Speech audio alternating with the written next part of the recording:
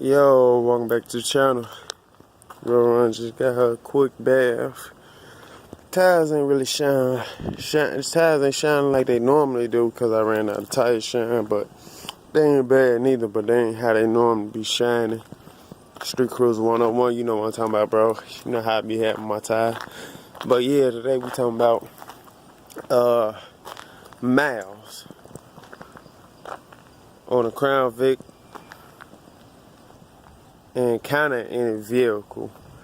But me personally, in my opinion, miles don't really mean shit. As long as that maintenance, been done, miles don't really mean nothing. I bought this car, when I bought this car for $200, it needed a trans. Had 177,359 miles or so. When I got it back to where I started it at, had 400, 177,401. Then, took me a while, got the trans, put the trans in. But anyways, now I'm running at 184,000, like 500 something miles. Car still running strong. Motor, that's the original motor, still running strong because the car been well maintenance. To me, in my opinion, miles don't really mean nothing. Because it's all about how the car was maintenance. If the car was always maintenance, had the oil change, trans flush, all that good shit. If it had all this routine maintenance, miles don't really mean shit. Like even if I was to go buy a Honda like this, if it got a good track record, hell, I'll buy it with 170,000 miles. My wife's car. When that car was first purchased, that car had 204,000 miles on it. That's about literally 204,000 even miles on it. And I'm like, nah, you shouldn't get that. I'm like, ooh, that's high miles. I'm like, nah, you shouldn't get that. But when I got down there myself, and I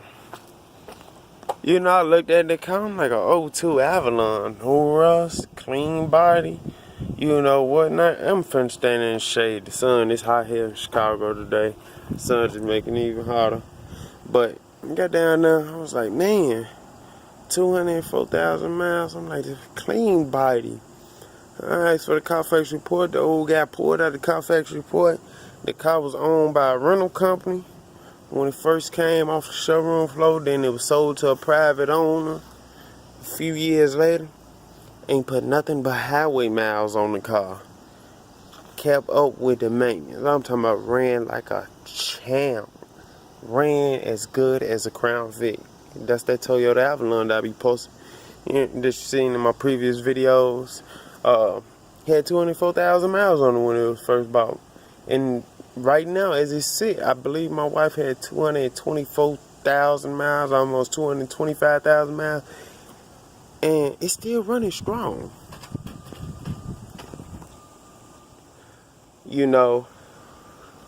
Still running strong. But when I test drove the Avalon, I was like, oh yeah, you gotta get this. You'll be a fool not to pass. I'm like, yeah, $3 out the, I think they want like $3,500 out the taxes for the car. And I'm like, nah. Nah. With two, when I looked under the hood, I made sure I looked at that timing belt and seen that the timing belt was changed. And I said, oh, it's like a 3800, a GM 3800 motor. You change that intake and you ride forever. You change that timing chain on a Toyota, you riding forever. And I was like, yeah. I'm like, look, listen here. I'm like, you'll take $2,500 for the car? Straight 25. He said, you gotta do taxes and stuff, But they wanted $3 for the car with taxes, it'd be $3,500. I was like, this is what we're gonna do here. Drop the car down to 25, pay $3 for the car, taxes and everything. And that was a car, you know, and to this day, the car, 2 years later, the car still running like a champ. It need a little bit of front end work, you know, but nothing major.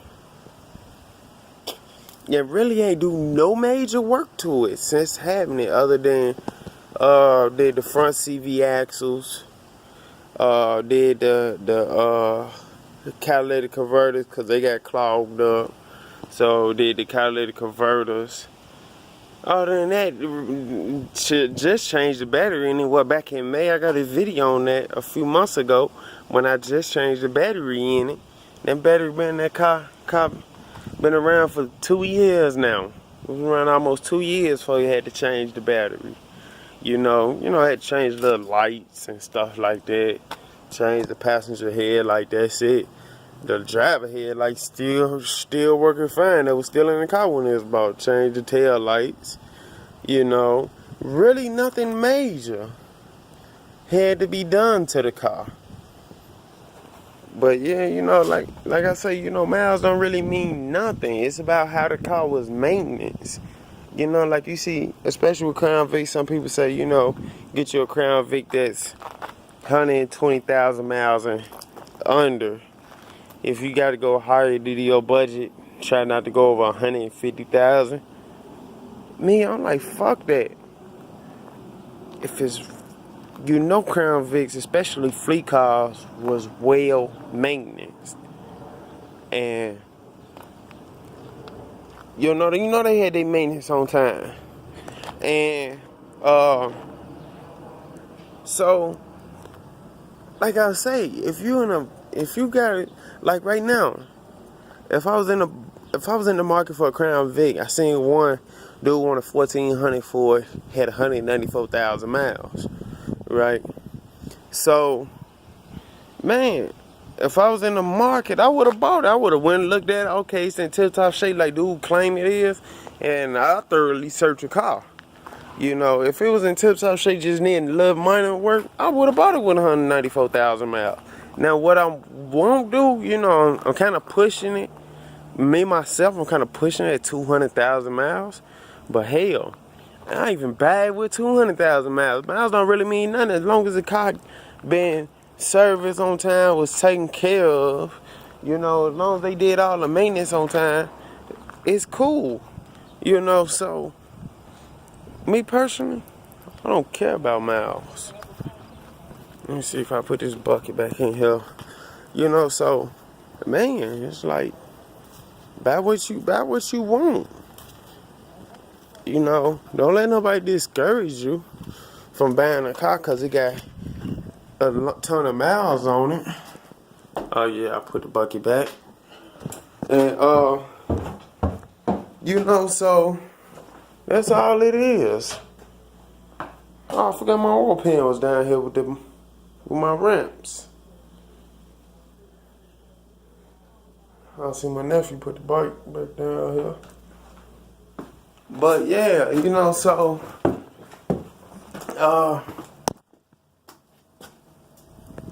if you want to buy a car with high miles, Vic with high miles, and they got a good maintenance record, go right on ahead. So, you know, like I say, don't let nobody discourage you.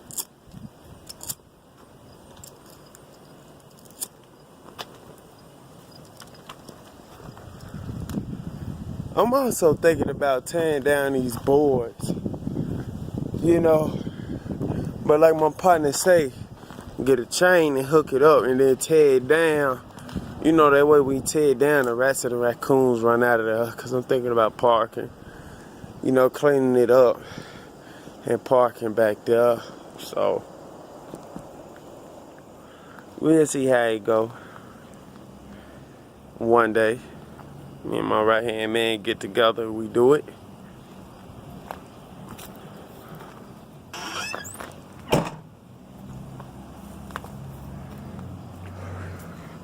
Old head just asked me, he said, why you pull that tape off your window? Hey, the tape ain't even bothering me. Tape stay on there till whenever I feel like it coming off. I don't really care.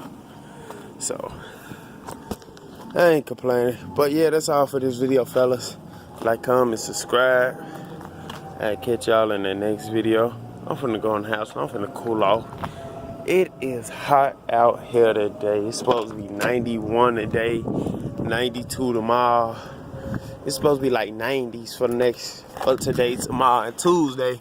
And then drop back down to 77. I can't wait till Wednesday. But yeah, I'm gonna go back in here, chill, get ready, and start this work week. God damn, I see hot.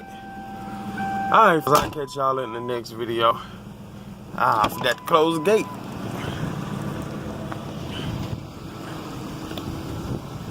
I can kick this gate up.